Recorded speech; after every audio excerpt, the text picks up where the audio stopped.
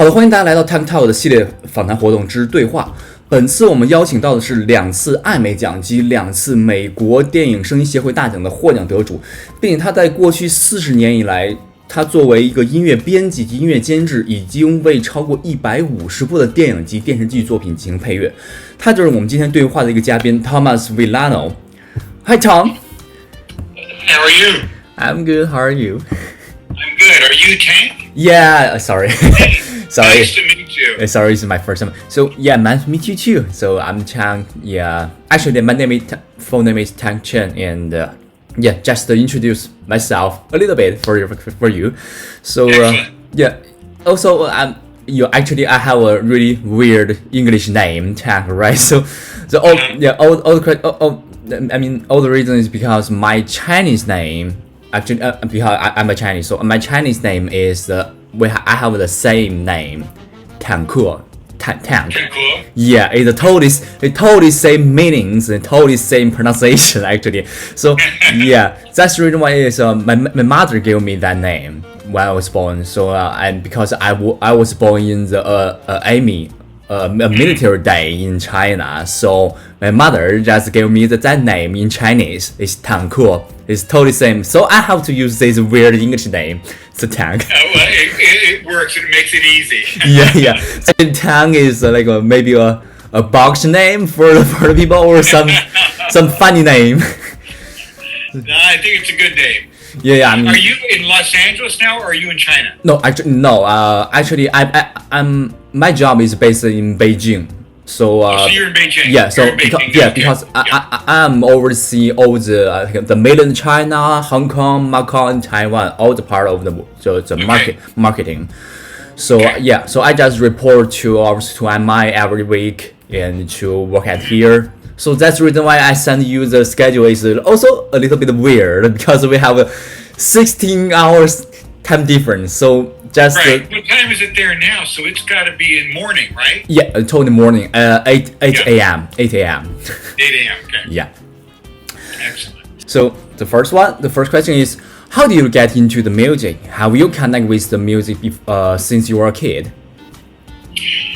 I connected with music early on. And I think that almost everybody does.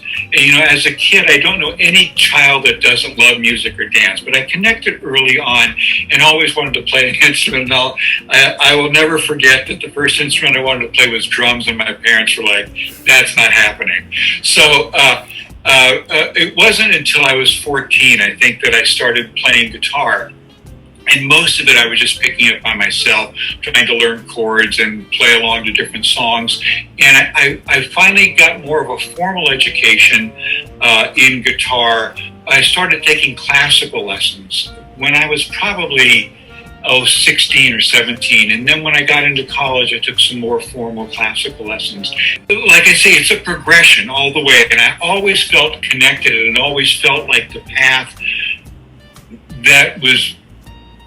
that fit really well within me. But it really wasn't until I was in my teenage years and then later on in college where I started to see that it could actually be a path that I could take. But it was always something that I gravitated to. Okay, thank you. Always something that moved me, yes. Okay, thank you. So did you have any formal music education in a school before? Not until college, and it wasn't really my first choice, like I was saying earlier. It wasn't until college that I actually started getting formal education. I mean, prior to that, I had played guitar, but it was mostly things that I had picked up by myself.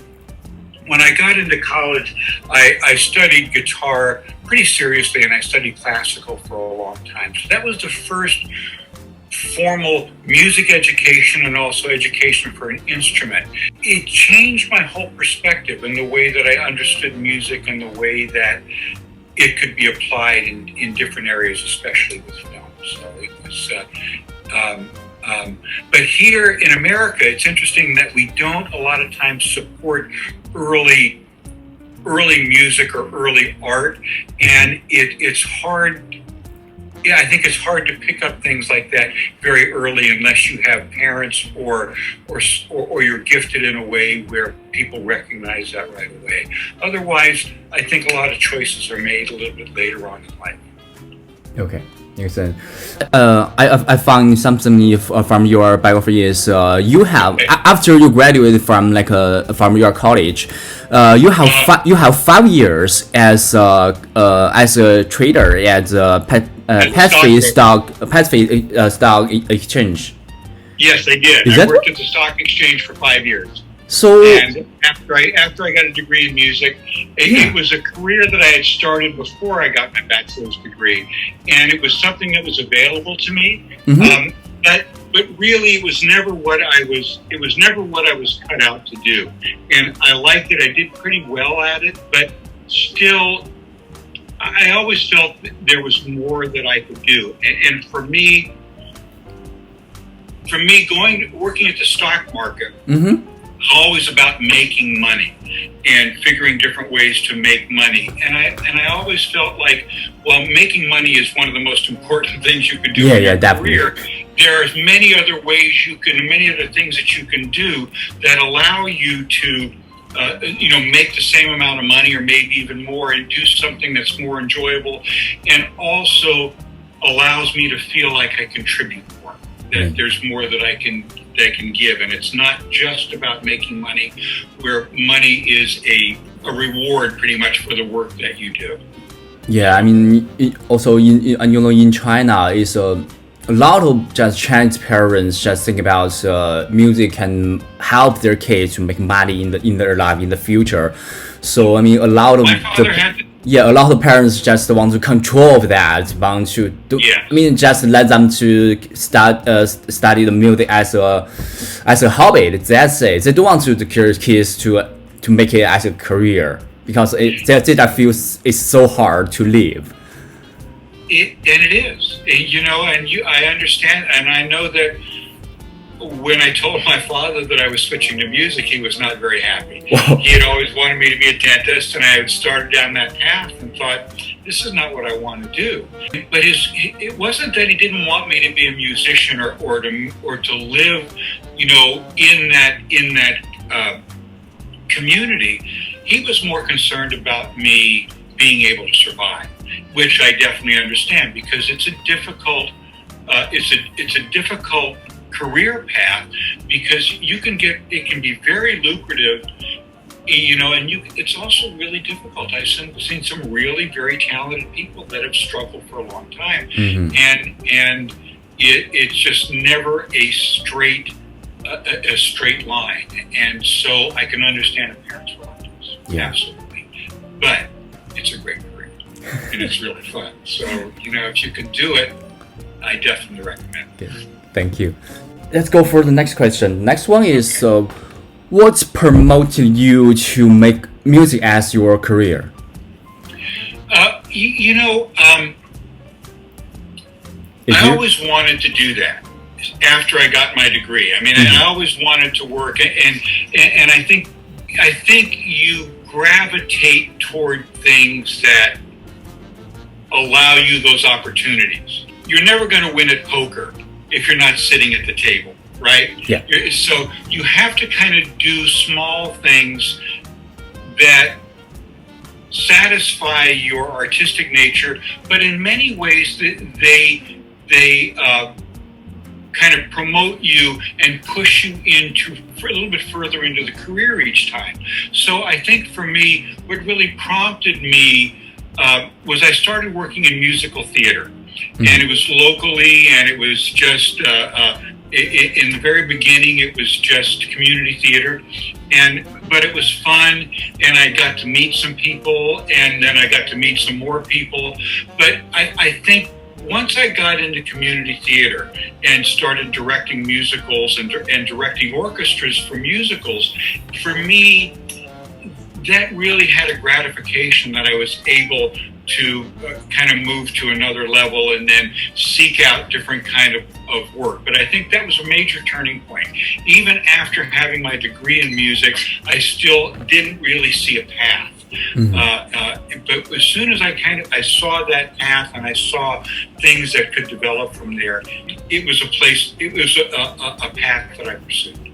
Okay, let's go for the next one. The next one is, what is the most memorable moment or experience in your music life?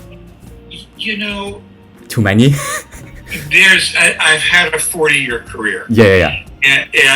And so there are some moments that are burned into my mind forever. But really, just given the opportunity to work with some of the best composers that were around for my time in that business, working with Basil Polidorus and David Newman and so many great composers, Charlie Fox. To be able to contribute to the music that they're writing for these different movies is really extraordinary. The whole experience of the whole time is extraordinary because you're never, I want to say you're never secure, but you never know it all. You never know. Each movie and each experience kind of expands your knowledge as you go forward. So when you say the most memorable experience, there has been some really great times, some phenomenal scoring sessions that I've been able to be part of. When you think about sitting on the scoring stage with 100 musicians and a 40-piece choir, it's remarkable. They just surround you. So those experiences are burned into my memory forever. Mm. But also the long-term experiences of people that I worked with at Segway Music when I was there for 25 years, and those people that were so close to me.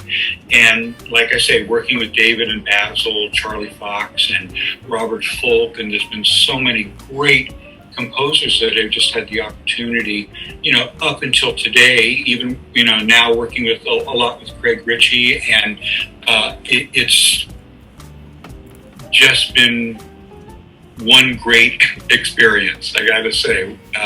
Not just one moment, but the whole thing's been really okay. remarkable. So we know you have you have 2 times for the Emmy Award and 2 times for the MPSE Award. So can we share a little bit about this part about your award works or something like that? I wasn't doing a lot of TV, mm-hmm. and I was given the opportunity to work with a friend of mine on Young Indiana Jones. Mm-hmm. It was really fun. I was able to do, I think, only 4 or 5 episodes when we were working together on those. And it was great fun. It was great work. And it turned out to be really good work and really well received. And the sound on those was like feature film. So when Emmy Awards came around, we knew we had a really good shot because, it was a really sound-heavy episode that they picked. And the music that I think Joel McNeely did that particular episode, if I'm correct. And his music for that was just phenomenal. So the whole concept of that and all of the sound coming together really did make that episode. But even before that, I was able to work on a miniseries with Basil, mm-hmm. With Basil Polidorus, that I think is probably one of the greatest miniseries that was ever filmed. It was Lonesome Dove with Tommy Lee Jones, Robert Duvall, and Robert Urich, Danny Glover. I mean, it was a monstrous cast, Diane Lane and Angelica Houston, and it was a 4-night miniseries that each night was better than the night before. So and the music that Basil wrote for that was amazing in just the themes and the lush qualities that he had, and just the heroic feel that he was able to bring out in that. It was a pleasure to work on that film, and it was really well received. So I feel really proud of that award as well. We worked hard for it. Yeah, sounds really beautiful. Yeah, it was fun. Yeah, let's go for the next one. So could you talk about your work right now? Mostly now I'm not working as much on films. I've retired, not totally, but occasionally I'll still do a film. But for the most part now, I'm an instructor at Musicians Institute. And I've been there about the last 6 years. And so instructing at Musicians Institute has been really fulfilling for me because it's almost like a circle. So as you get more and more involved in this, you start to understand what you have to do and to explain the things that you know. Normally when you start on a film, you start on a level that everybody knows a lot of fairly basic things that are going on. And so when you start at school and something like that, you don't really jump in at that level. And it was for me learning how to explain each step in order to make that journey not quite as treacherous, where you go from step to step to step, and how to explain that and how to make it all seem to make sense. So it was really fun for me go through those same steps again and learn more about how to explain them, and then you wind up learning more about what you do. And I think you wind up doing it better as well, just by going through and revisiting those things. And then also being able to take a lot of the new technology and then put that in with a lot of the experience that you have. So for me, it's been a learning experience, and it's also been a great teaching experience. I don't think you can ask for more. So the last one, okay. So what would you like to say to the young musicians or students, or do you have any suggestion for them? You just have to keep moving forward. Sometimes it's very small steps. Sometimes it's giant leaps, but you just keep moving forward and keep doing what you like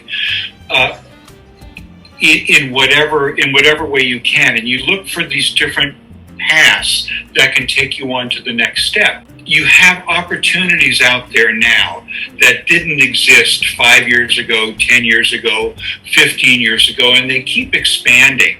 And there's also opportunities that are taken away. The way that music is sold now and the way music is distributed, it makes it more of a challenge when you think of it, but also the way that it's reproduced and the techniques and the technology you have to make music and the levels that you can go to, all of that just makes it really interesting.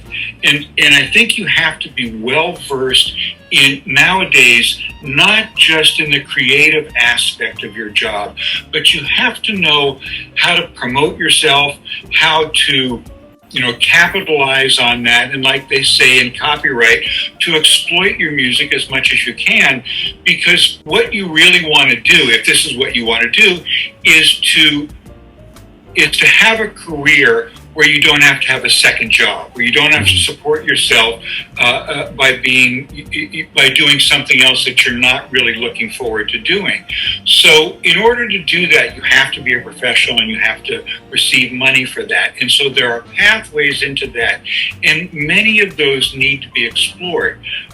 You may not end up exactly where you thought you were going to, but you may end up somewhere better or somewhere that's even more exciting. So keep moving on the path.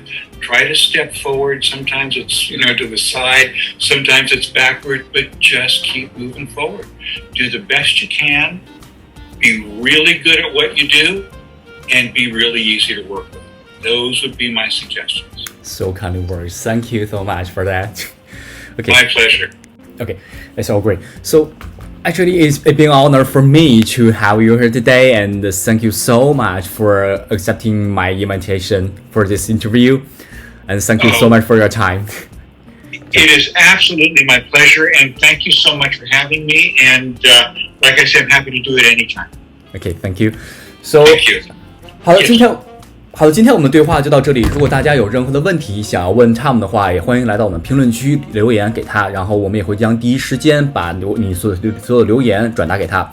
同时，如果你对我们频道感兴趣的，也欢迎记得去点赞、转发、加关注哦。好，拜拜，我们下期再见。Thank you. Thank you.